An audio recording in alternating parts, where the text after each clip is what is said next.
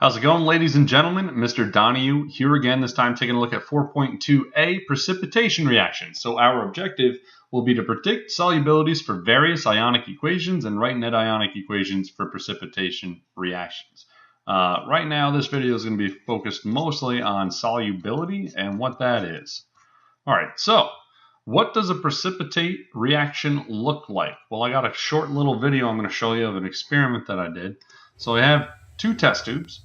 And one of them, I have a salt that's dissolved, and the second one, I have a different salt that's dissolved.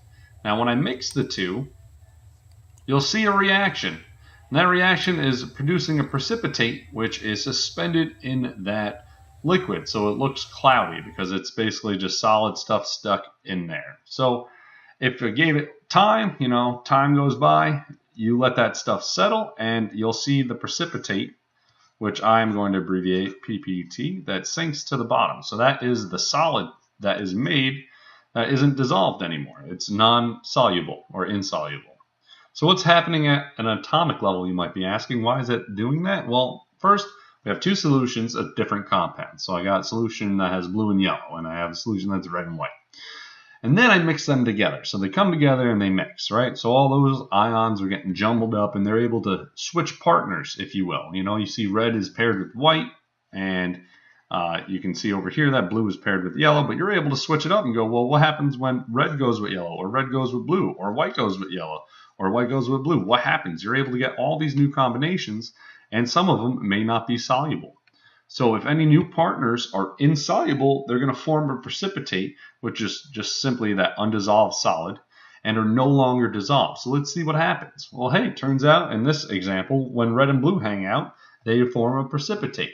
They're not going to ionize. They're going to become a solid, and they're going to sink to the bottom over time.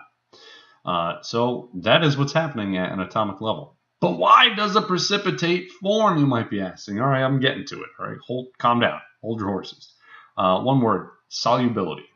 So a little review of solubility in the process of dissolution. So what happens when things dissolve? Well, here I have a strong electrolyte, sodium chloride, and we know that it's going to completely dissolve because it's a strong electrolyte. And what happens is you got to remember that the water molecules have slightly negative ends and slightly positive ends, and the ionic solid, sodium chloride, has negative charges and positive charges, so they're going to interact with each other. So let's see what happens.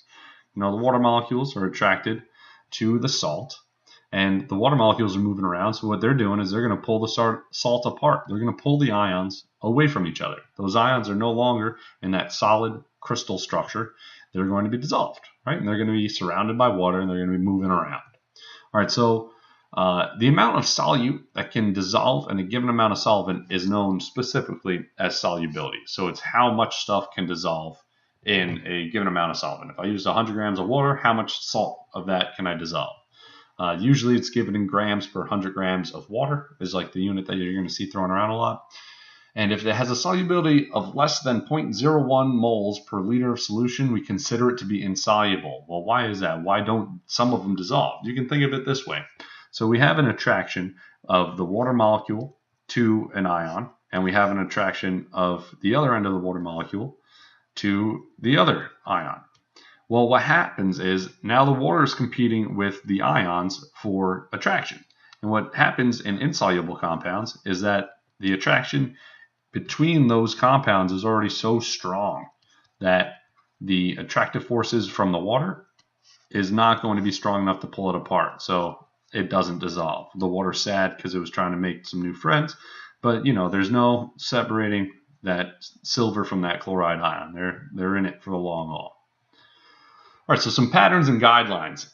You got this chart, and this chart's really kind of a lot of information, and you're going to ask, do I have to memorize this? And I'm going to say yeah, and I'm going to tell you that it's not as bad as you might think it is. My trick is I just remember the ones that are always soluble, because most of the time that's going to come up, and you can be like, oh, hey, I know this is definitely soluble because they're soluble with no exceptions, right? So here I got compounds containing, solubility, and exceptions. So if you take a look, anything that has the nitrate ion in it is soluble without any exceptions. It is always soluble. If it's got nitrate, it's always soluble. The same thing is true for the acetate ion and the group 1 ions and the ammonium ion. So if it's got these, they're always soluble. right? And then we have some components that are generally insoluble. I'll get to those in a second. So the halides, chlorine, bromine, and iodine, they are generally soluble unless they're paired up with silver, the mercury +2 ion going on over here, or the lead +2 ion.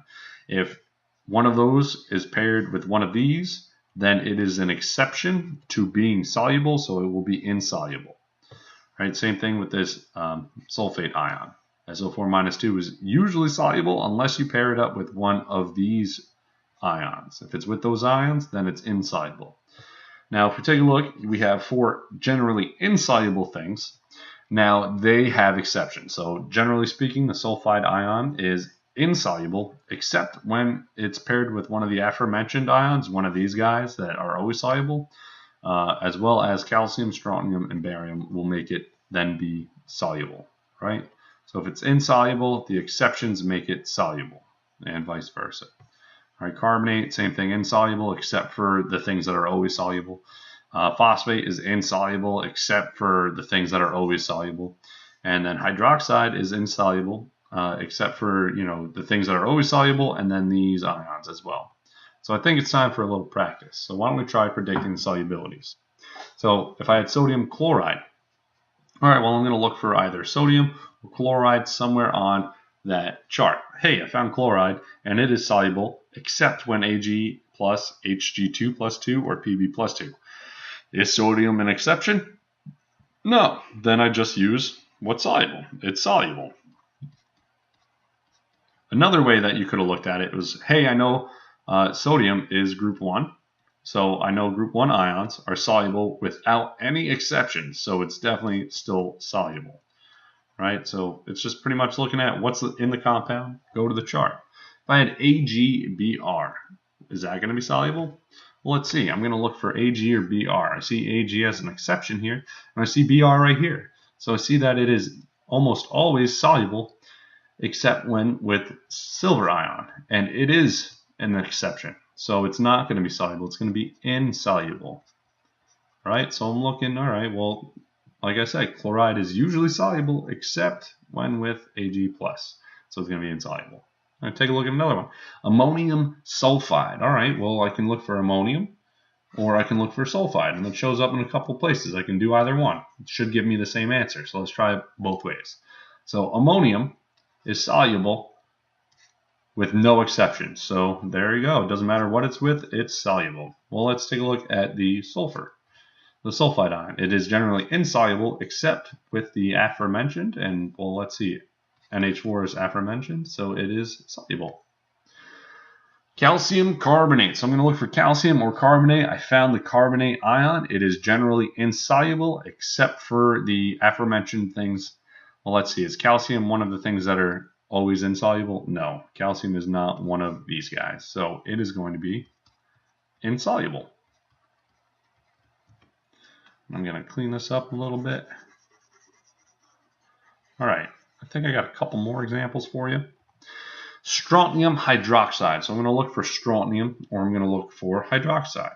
So strontium or hydroxide. Hey, found the hydroxide. It is usually insoluble, except when, hey, look, strontium plus 2 is an exception. So instead of being insoluble, it's going to be soluble. All right, one more. Magnesium hydroxide. Again, I'm going to look at the hydroxides. It's generally insoluble, except for the aforementioned, and calcium, strontium, and barium. Well, magnesium isn't calcium, strontium, or barium, and it's not one of these things. So it is going to be insoluble. So like I said, if you can start off with just memorizing the things that are always soluble, that's a good place to start. So to summarize, what are precipitation reactions? What is solubility? Why do things dissolve? Why don't things dissolve? And how can you predict if something will dissolve? So these are all things that you should be able to answer or do. So hopefully you can do that. I hope you found this helpful. I'll see you in class. Okay, bye.